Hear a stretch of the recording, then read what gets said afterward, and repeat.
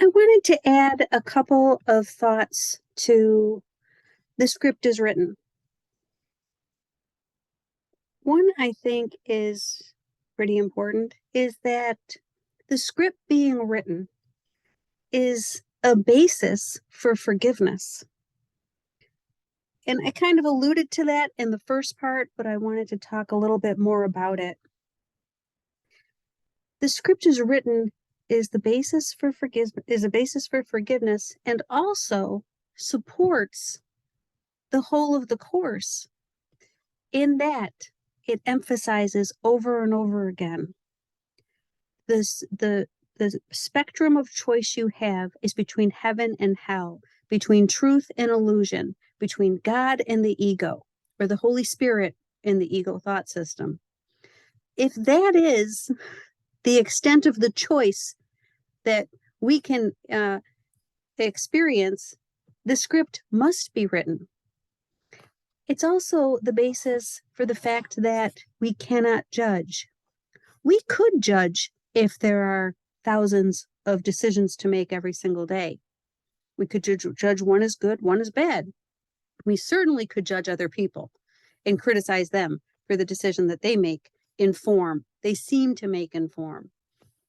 So we have to understand that nothing is happening at the level of form. That's why we refer to it as a movie that's playing out, a dream that's playing out, or shadows on the wall.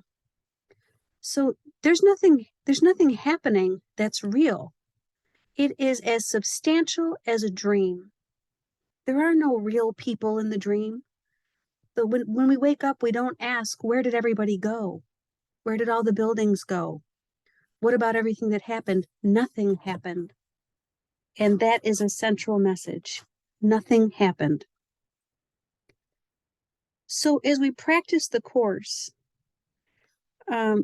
we don't have to keep all of that in mind. It's much more simple where we ask Jesus for help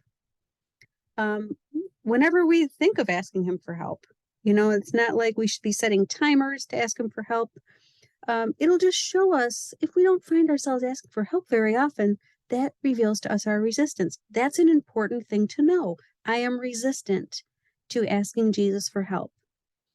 And as we move along and grow deeper in our practice, some experience comes that removes our doubt, and we make the determination that the course is our path. So in the course, I quote sometimes, if you acknowledge that your way has been decided, meaning the course, there's nothing you will not be told. And you can rest on that trust. And the development of trust is an essential piece to, and part of that development is understanding when I don't experience the reflection of heaven's love here, it's because I chose not to. An important thing is, regardless of however long you want to experience yourself as a body in a world, and however long you want to blame anybody, doesn't matter. You can still, in the back of your mind, say, I have chosen this, and it's this that I would undo. You are not powerless.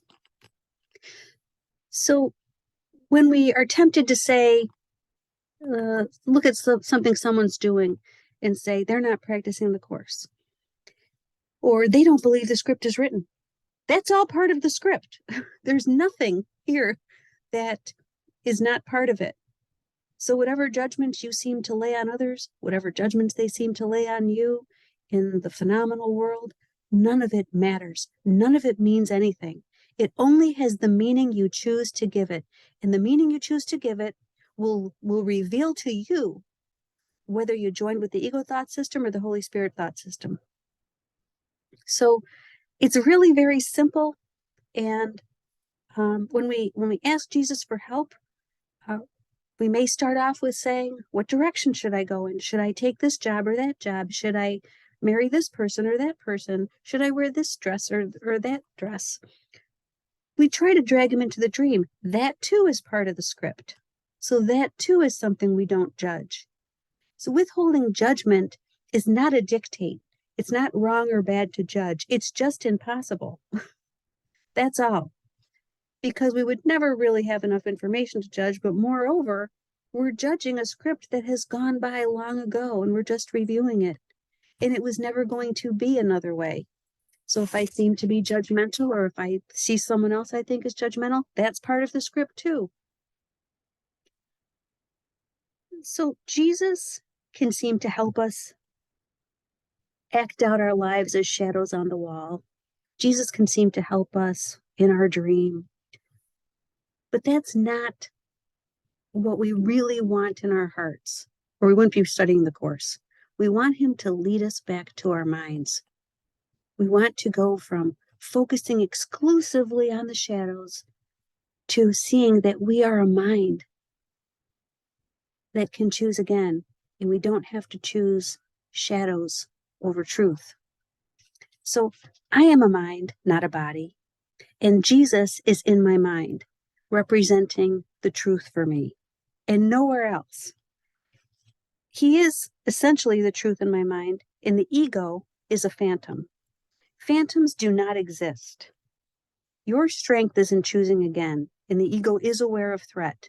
So it will seem to kick up dust and upset just when you might feel loving and just when you might feel like you've chosen Jesus's help, taken his hand and made your way up the ladder. Sometimes you can feel thrown back down to the bottom because the ego will try to keep you here. That's its purpose, to make you forget that you have a mind and see those shadows as the only truth. But shadows do not exist, phantoms do not exist. The truth of the love of Jesus is all that really is. And without that recognition, all we will ever see are the shadows on the wall, those phantoms. And every day, we try again. We wake up, we ask for help to see things differently, and we ask who walks with me, and then we be still. And we wait for the answer. We don't decide what the answers are to our questions, because the ego will try to respond quickly and trip us up and trap us. And we will feel trapped by the ego thought system.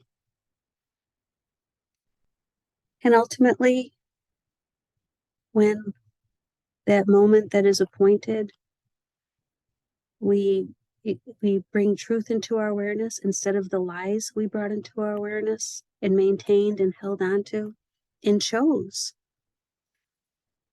then we will know that God is and that we are a part of him. And what seems to be the fear of God, the fear of anything, was our defense against the truth. We chose it. We can say, Jesus, I became afraid of your love, and now I'm going to go see myself in the world and look for comfort outside of myself, seek outside of myself for all I need and want and what will make me happy. And I don't want you because I'm too afraid of you. But that fear is a defense. It's purposive. He can't help us with the fear because the fear is purposive and we chose it in place of truth. But we can be honest with him. We can be honest with ourselves. And in that honesty, we can move with him. We can't move from our fixed position if we embrace the lies and perpetuate the lies.